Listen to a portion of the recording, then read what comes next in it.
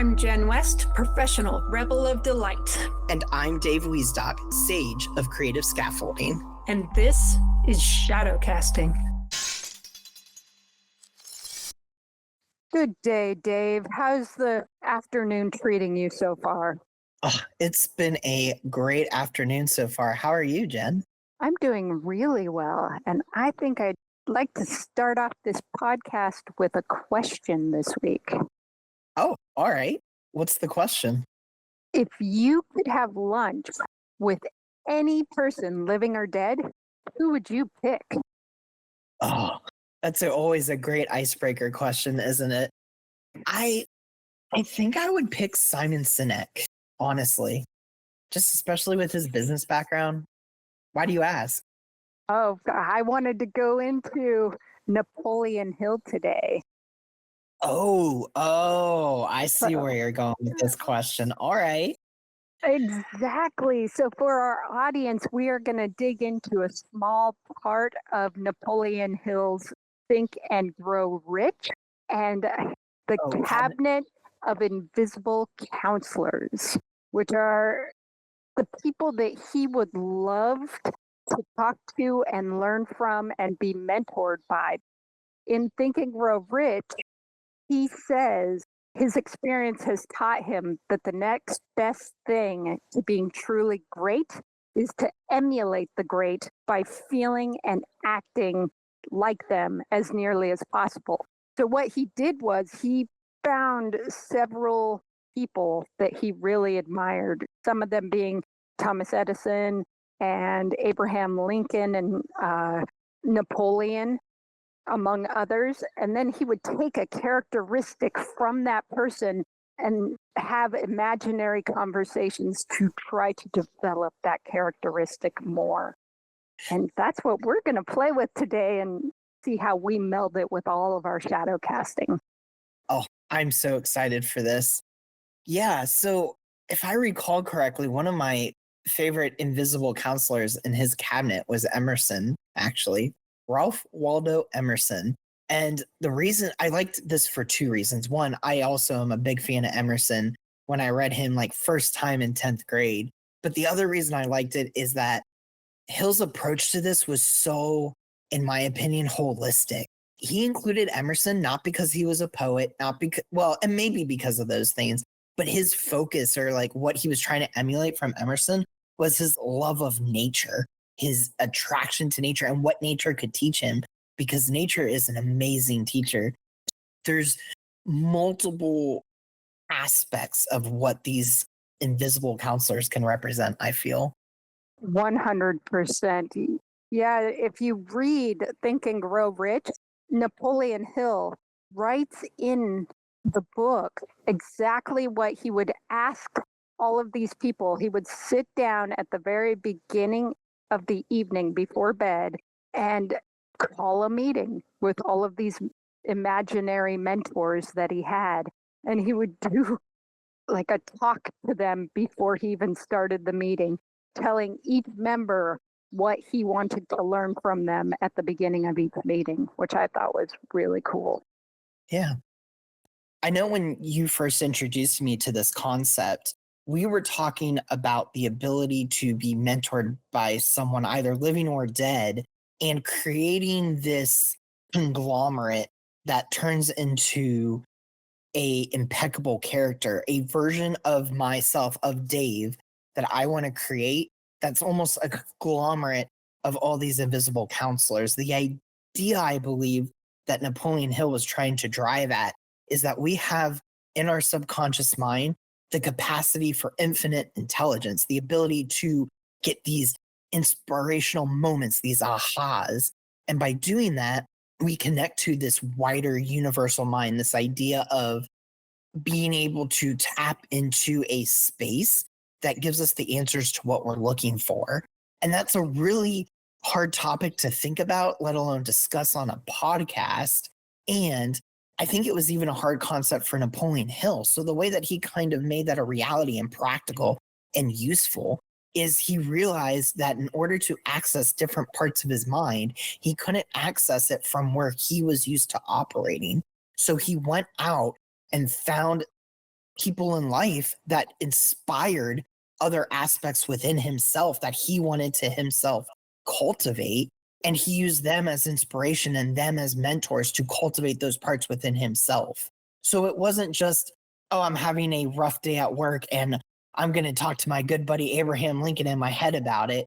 It was he wanted a specific lesson. And I forget what Lincoln taught him, but going back to Emerson, because that's the one that always jumps out at me, Emerson was teaching him about nature, how to connect with nature, his responsibility to the environment. I feel like a great example in more modern day time might be if you had Emerson on your cabinet of invisible counselors, maybe that's something you want to cultivate in yourself, how to be more green, how to recycle, reduce, reuse, how to reduce our carbon footprint. Those would be qualities of nature that someone could cultivate within themselves using Emerson as an inspiration. There's so many things that you could pull out of different people that you admire. And coming back to this unconscious mind that Hill would use, he was really playing with this idea that past our thinking, that's deeper than that. And so I really believe that this process for him was kind of a meditation where he was trying to get out of his own way so that he could find that inner higher knowing to access the collective unconscious, which Carl Jung always talks about, that there's this part of us with his archetypes that we can tap into. We just have to realize we have these archetypes, that we can connect to them. And what Hill was doing is he's saying, here are real men who have actualized this. So I will take these real men and have conversations and try to get my own personal mind out of the way and tap into them. And it's super powerful. Sixth sense kind of stuff. That's what he called it, even though we think sixth sense is, the force or telekinesis. What else? Telepathy. Yeah, Although he clairvoyance. Yeah. too. Yeah. So very cool stuff. So I love what you shared, Jen, there about Carl Jung and how the archetypes connect to this based on outward actions and behaviors. And in a lot of ways, Hill hits on that in his writing about this cabinet of invisible counselors. And there's one little part that I would like to quote from the book where he talks about this, because I feel that this is an important point for our audience as they start to build their own cabinet. Here's what Hill has to say. He says, being an earnest student of psychology, I knew, of course, that all men have become what they are because of their dominating thoughts and desires. I know that every deeply seated desire has the effect of causing one to seek outward expression through which that desire may be transmuted into reality. That self-suggestion is a powerful factor in building character, that it is in fact the sole principle through which character is built. So let's talk about that for a minute. I mean, it's deep, and that's a real focused work, I think. Yeah, I believe, and I could be wrong, that one of the core themes in Napoleon Hill's work, especially in this book, is character building. It's this idea that you are reshaping from one mindset to another. And so where I believe Hill came up with this idea, or why this idea is so great, he takes what he admires in somebody and wants to bring that and cultivate that within himself. Let's take Lincoln, for example. Lincoln is a very notable historical character in United States history. And what I might like about Lincoln might be different than what you like about Lincoln. And it doesn't mean that Lincoln didn't have both those qualities. It's more so that based on shadow casting, I'm projecting onto Lincoln parts of what I want to cultivate within myself. I see that there is something within myself that Lincoln had as a dominating characteristic, as Hill was talking about. And I want to bring that into my own life and carry that sense of character within myself, if that makes sense. Completely. Okay. Yeah, it makes sense completely. It really is that what Carl Jung talks about, our shadow selves, that part that we've kind of pushed down and repressed. Maybe society told us it was wrong or not something we should do or be, that it specialized to someone else and we don't carry that. But anything that's inside of us, that's us, we project out. So if there are people that we strongly feel against, well, we probably have that personality trait inside of us. And if there's somebody we absolutely admire, there are traits inside of them that are us that we're just not accepting in ourselves. That is what Napoleon Hill is really latching onto, these characteristics that he sees in other people that he admires. Nature, for example, from Emerson. Yeah. And if you think about it, this might be a fun analogy for our younger audience, but a cabinet of invisible counselors made a lot of sense in the 30s when he wrote this book. Nowadays, I feel like we have a more modern take on that, which is our followers. There are people that we follow and there are people that follow us. And typically, we tend to follow both friends, family, and celebrities or public figures that correlate with characteristics, either that we value ourselves or that we want in ourselves. And so it's that same concept. He's just talking about it, oh my gosh, almost 100 years ago. The technology has changed. So I know when I'm making weird faces like 100 years ago. So just so everyone knows, this book was written in 1937. So we're like a little over a decade out from when this book was written 100 years. So that's the beautiful thing about learning about these concepts too, is that they can adapt and grow and evolve over time. So maybe we don't have the cabinet of invisible counselors. Maybe now we have the tribe of TikTok followers or whatever you want to call it to modernize it. And there's ways that this can grow. Most definitely. I like that idea of putting it to who you follow, because for myself personally, I follow psychology stuff, spiritual stuff that's concrete, where you're learning things that you can actually do to get better, which we also share with our audience in this podcast. And physical movement people, anybody who moves their body in a really beautiful way and has this athleticism and movement that just seems so natural, I follow those people because I want more of that. So my follow tribe are movers and thinkers and stoics and Taoists and that kind of thing. And that's what I get in my feed, is just a lot of that. And moving that forward, how we use this in shadow casting is we take several things and mash them together. Towards the beginning, when we started this podcast, we talked about archetypes. Specifically, we talk about Carol Miss's work, The Survival Archetypes. We have 2 podcasts on those. And we talked about the entire framework that she has, where you develop 12 archetypes and then start looking at their shadows and start to embody those in your life. Then what we did, because a friend did it before us, she had this brilliant idea. She had made archetypes, and then she took these counselors and paired them with each one with one of those 12 archetypes. Yeah. Oh, yeah. So I love how you brought that up, because this ties into exactly what we were already talking about, which is Hill said, I want to cultivate X, Y, or Z type of character within my life. And he went out and found people whose lives or life's work impacted him and cultivated those same characteristics. So, for example, he liked Emerson, like we discussed, because Emerson was his nature cultivation.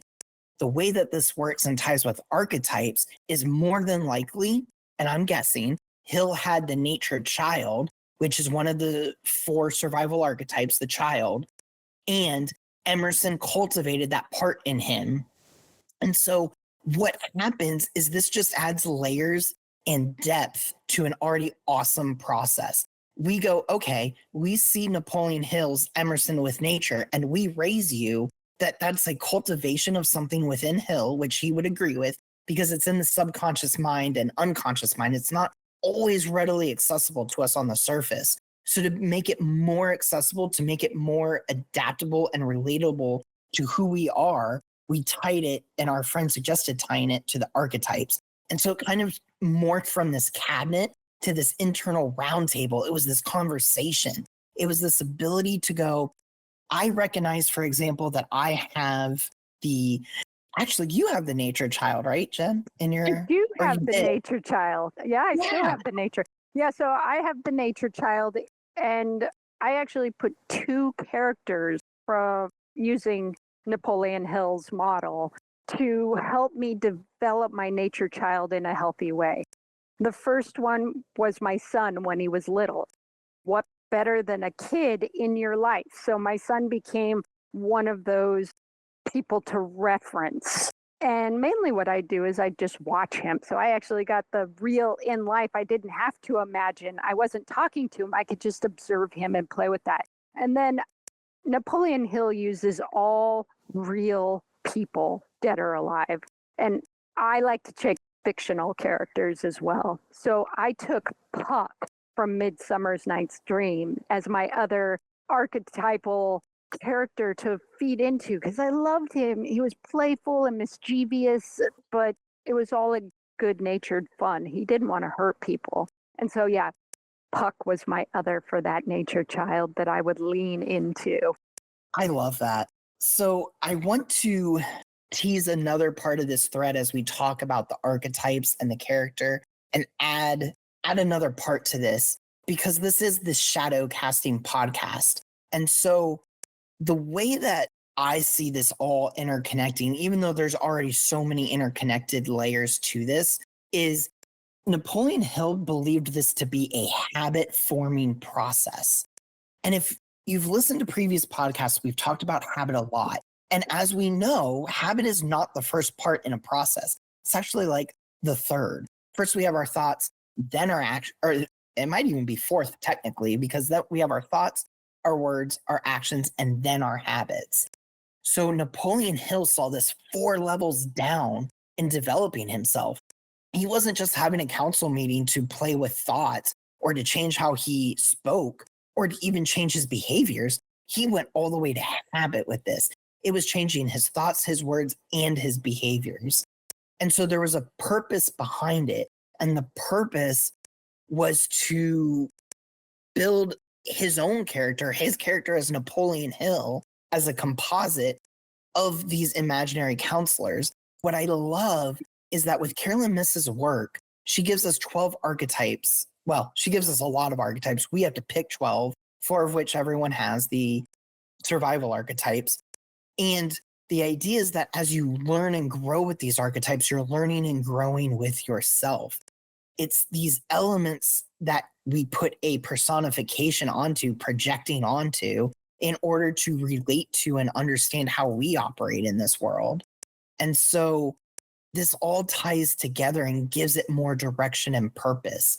It gives more character to the characters. One of the ones that I loved myself is the king archetype. I've always been drawn to that archetype, even from a young age, whether I felt I was a king or not. I've always loved that leadership, that wholeness that they sometimes show in like movies, especially as kids, not always are the kings bad in kids' movies. I mean, now Game of Thrones and everything, kings are very questionable characters. But when you're a kid, the king's usually intelligent and regal and smart and wise and adaptable. And he's all these great qualities that I wanted to cultivate within myself. And so right now, for me, my character for the king is actually 2 Star Trek captains who aren't even technically kings. And that's why this is so beautiful, because the archetype is the king, but the qualities of the king and these captains are what I want to cultivate in my life. These are just words that I use to create this, I don't know, uniformity of what I'm trying to cultivate within myself. Yeah. A container. Yeah. Yeah. I didn't like container because we're shadows, but container. It is a container. It kind of helps hold it in. It's a boundary. It's a container. It makes us focus. So sometimes we don't want those boundaries, but the boundaries are great. They make us play and creative and adaptable because you need to hold it into that small little sphere. And that's what I really love. Here's what our friend did for us. We had archetype work and we had Napoleon Hill work, but we just would pick these mentors. We called it a round table because we like the King Arthur. King Arthur, yeah. Yeah, King Arthur. So we have our round table and we had all of these mentors. And then she came along and she matched them up. And when we asked about it, she said, well, I'm matching them up so that my mentors aren't all in the same archetype. Like for me personally, I might pick the sorcerer archetype, and all my mentors just by accident would be sorcerers because that's what I was focusing on, or those are the people that I liked and they had the magic. And by mixing them with the archetypes, you had to pair each. So you had 12 different characteristics you were cultivating instead of one stereotype. And I love that so much. We love that so much. So we are forever grateful to our friend for being wise enough to put those two things together so that we weren't so static in one note. Yeah. So then what I would like to do is kind of talk about some of the archetypes that we work with and maybe the lessons that we're trying to get or the ways that they have helped us. Because part of shadow casting is the context. And so what I would love to do is give some examples. I mentioned that, the Keen archetype is about leadership and wisdom. And so one of the characters that sits in my cabinet, as Hill would call it, or in a round table, as our friend called it, would be Captain Pike. And he is a Star Trek captain from the Star Trek series. And one of the first big moments I think that he has on the show is when he talks about this concept of radical empathy, this ability to dissolve his ego so much that he could resonate with a different species, a different race, and understand where they are coming from. And this is important because it impacts negotiations and trade routes, because this is based on early Federation timelines, so they aren't as big into the known galaxy and the known universe as in other series. So this is a really big pivotal moment. And it's funny because at one point the admiral's sitting with him and he's like, are you sure like this was the right move? And he goes, no, it was a hunch. And I just loved that because that's kind of what this does. You are developing these things on a hunch. It's this ability to go, okay, these things resonate with me and I want to act on these things. And I need context and I need ways to play with these concepts within myself. And so that's all what these tools do. Is it goes back to shadow casting. How do I project myself out into the world? And so if I see something that I really like radical empathy from a fictional character, then that forces me to then go inward and go, how do I cultivate that within myself? How do I bring radical empathy outward? And so there's ways that you can do that. And Captain Pike is a great way of exemplifying that. That's where the fun comes in. Then I can watch, he's in Strange New Worlds is the name of the show. So I can watch Strange New Worlds, and as Captain Pike handles these situations in each episode, I watch it through the lens of radical empathy. And that gives me a viewport or a viewpoint into how I can cultivate that and where I can find that in my own life. It opens up that curiosity. And here's the beautiful part of where all this rambling is going to, which is that is how we celebrate our humanity. And it's the ability to recognize the humanity in someone else, to appreciate a quality within somebody that you want to have and cultivate within yourself, and working towards that point. I am celebrating humanity by becoming more human, by finding things that make me want to interact with the world outside me at large and be more harmonious with the world around me. Playing with it.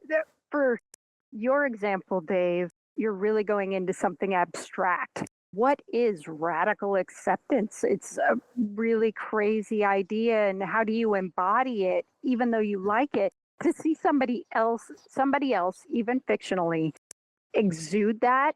And then you can watch more episodes and see how it comes in less dramatic ways. But you start to see the little threads that make up that empathy and what it looks like and how to be accepting and open to everybody. I use it as well in a more Well, let's take one of my archetypes, and it's just very practical in this sense. So I added the poet as one of my archetypes because I quest after beauty. But my communication isn't that great. I want to be a better poet. I want to write poetry that's interesting and fun. And I'm such a practical human being that sometimes the words are just prose. They're not poetic. It's just straight up, the tree was green. Yes. So boring. So I started following a podcast called Poetry Unbound. And the person who hosts that is Padraig Otuma. And he reads a poem by somebody else, and then he breaks it up and he'll talk about what the poet was thinking about or what the terms meant, or he just goes straight into poetry and this is this style of poetry and here's how they used it over and over and over in this particular poem. And I follow his podcast, and then I can write my own poems and talk to him in my head or sit with that and try to get feedback from Padraig. So I am using this roundtable mentor to help me with my own poetry physically. And I also have his podcast, so I can lean into him over and over and over. I'm starting to get to know his character because he talks about himself sometimes and how he is. And he's such a compassionate human being in the way he sees the world. So he's like not only a mentor, almost a master of poetry that I'm learning from. I love that. So do you feel that it's a he, right? Mm-hmm. Yeah. Do you feel that he helps you cultivate your character or the character within for how we podcast? Like, do you feel like that influences your podcasting? Oh, that's a really great question, Dave. That's a really great question. And I don't think I have an answer for you right at the moment. I think what he gives me is pause and the openness to look at the world more deeply. Just to sit with it and allow people to be who they are. It's almost that radical acceptance, but I'm looking at it through a lens of just our celebration, that celebration of humanity, that really enjoying the process. And as I edit these podcasts, I can cultivate how I speak and the way I speak and how much emphasis I put on things when I slow down, when I speed up. I don't know. He just has a natural cadence that I would love to have that I don't quite have yet. And that's why I was asking, not because I don't think you have that cadence per se, but because of the cadence itself. I have found, as we have been doing this the past few months, that I inadvertently got someone on my round table in my invisible cabinet that is influencing how I podcast. And so one of my other archetypes is the storyteller. And so the character that I chose to cultivate, borrowing from Napoleon Hill's work, is Simon Sinek for that. He represents a lot of different qualities within myself that I both see and want to cultivate. But I really see him influencing how I want to podcast because he is very purposeful from start to finish, and how he can talk for 2 minutes or an hour. I've watched both podcasts, both versions of what he can share, and he is very articulate, and he is able to tie these stories together in such beautiful prose that draws the audience in, keeps them enthralled with the story, and the story itself always adds context to the point he's trying to make without it being so verbose or on the nose even. Like it's this very inviting and present conversation he has. And so I want to cultivate those things in my own storytelling and in my own way that we podcast, because I think, or I feel, that that's why he's so successful. Might not even necessarily be what he has to say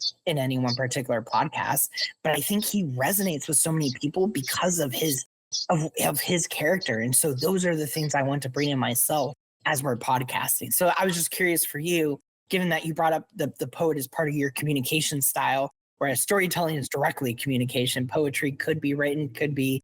So I didn't know if that had any influence for you or not. I hadn't really thought about it in that context, but it does show up, I guess. Yeah, because it is I love listening to the Poetry Unbound because of the way he speaks. The way he's also Irish, and I love his accent. So I'll put that in there. I love his accent. Um, but just where he focuses, he'll take my mind somewhere that I didn't go. And I don't read poetry well. So having him read it and then break it down helps me breathe into what the poet's saying, which I think is super cool. Yeah.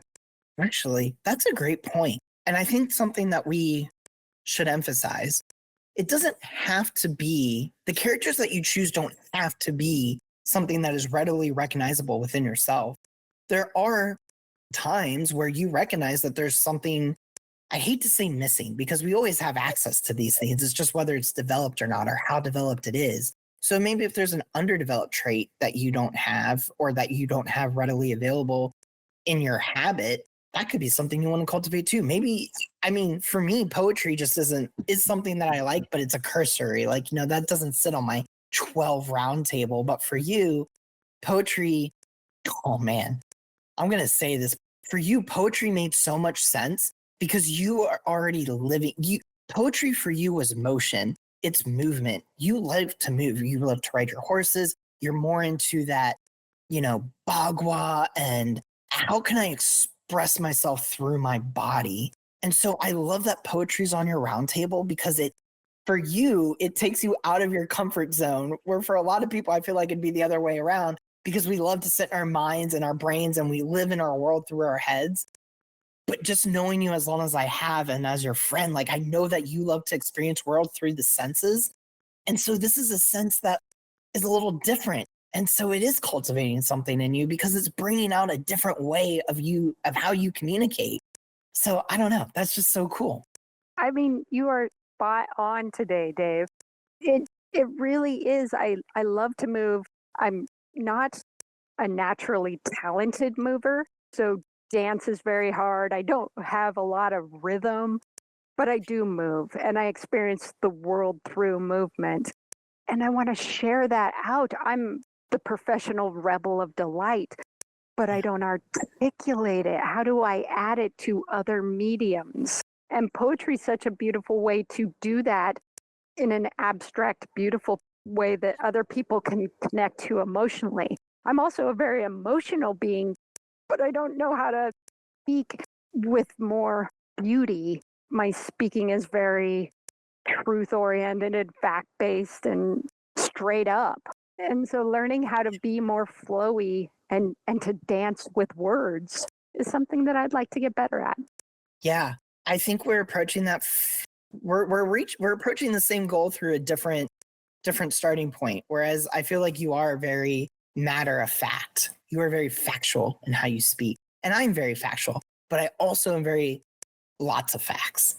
And so there's like this different approach where you're very blunt, and I might try to add a little context, but it's very like dry in how I share my speaking. And so that's why I love the storyteller, because I'm drawn to this idea that is less about what I say, just like I was saying with Simon, and more about how I say it. Every communication book out there, there's always a point, at least in all the books I've read, of something along the lines of, it's not what you say, it's how you say it. And so you want to speak through your poetry. You want to communicate your ideas, your thoughts, your feelings, your experiences through the lens of poetry. And there's so many ways to do that. Just like there's so many ways to tell a story. I could do short form. I could do long form. I could do science fiction. I could do historical fiction. I could do nonfiction. I mean, there's so many ways we can communicate. And that's why I love this work, tying this all the way back. It's not about the person themselves. It's about what they're casting out into the world and what I'm projecting onto them. I see Simon as a storyteller, but he is also very much a leadership guru. He works with big businesses to help them become better. So someone that's in a management position might have Simon on their roundtable, and they might be the manager archetype or the hero archetype, because it's this bold and audacious and charismatic personality, which Simon has. And those aren't things that I'm trying to cultivate in myself right now. I feel I'm very charismatic. I mean, I'm doing a podcast with my friend every week, and we love it charisma is not something I need to cultivate more in my life. But I would love to cultivate how I'm communicating that charisma, how I'm communicating my own thoughts, feelings, and experiences. And what's drawn to me, what I project on to Simon, is that ability to tell a story. And I bring this up because there's another storyteller that's on my round table, and she doesn't even sit in the storyteller role, and she's a self-prescribed storyteller. And that's Brene Brown. I love her too. But she sits on my victim archetype. She fulfills that role. Not because I see her as a victim, but because I see her as a healthy archetype of the victim. She has the ability to use vulnerability as power, as the opportunity to create space to have hard conversations. And that's huge. That's really deep work. So she's something more for me. She's something else. And for someone else, she might just be on the storyteller because she's a great storyteller. It's this idea that I guess what I'm trying to get at is that I don't want our audience to harp or to zone in on one person and say, okay, because this person does X, Y, or Z, that's how they have to sit on my table. Let me throw one out here because this might help this entire analogy you're making. So on my round table is Steve Martin, the comedian. But he doesn't sit in a comedic role. He doesn't sit in a musician role. He doesn't sit in an art role. He has all of those traits. He is my sorcerer archetype role. And it's such a weird place for him to be. But what I liked about Steve Martin, one, I just love him. I think he's amazing. But he's a jack of all trades, which I identify with. But he does it at an impeccable level. He is excellent at playing the banjo. He is excellent comedian. He is a collector of fine art. So he knows what he's looking for in that. And I want some of that. He lives a life where there's this tremendous amount of room in the day, and he might as well fill it up with something useful. So I'm cultivating my sorcerer through Steve Martin, the comedian. So they're not one-to-one, but there are traits in him that I love. One traits that I recognize, the jack of all trade and just this love of life and experiment, but I've been using it as an amateur and he does it just on a bigger scale. So I want to just raise myself to that next level, and he's the one that I go to for that. I love that. That is a great way to tie that analogy together. Awesome.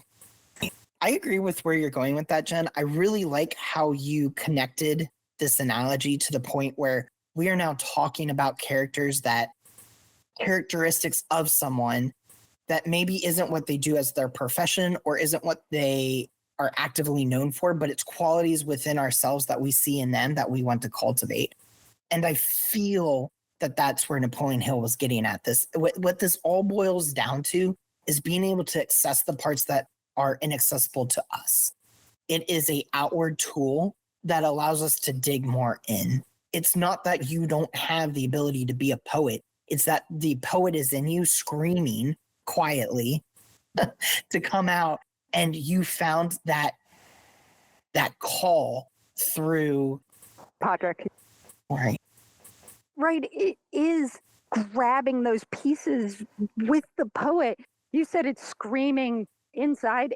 It is. It's trying to get my practical social structure brain out of the way and to just allow myself to be more me, which I have shut down in for whatever reason, at whatever time that I needed to speak and be smart and use facts for people like you so that they would take me seriously. And my inner poet's like, let that go, be you know. And so, yeah, Podrick helps me with that.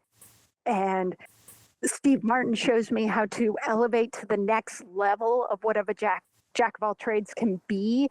It's really important, good work. And these are such meaty tools, both the archetype and Napoleon Hill's mentors. And we want to share them with our audience. What are you getting? Did anybody spark into you? Somebody that you admire, fictional or real, that you would just like to lean into more, a characteristic that they have that you want to lean into more. Maybe you played with the archetype stuff we had earlier. Can you match an archetype with one of these people? Let us know. Yeah, and make sure that you like, comment, subscribe, and share from wherever you're listening. Until next time. See ya.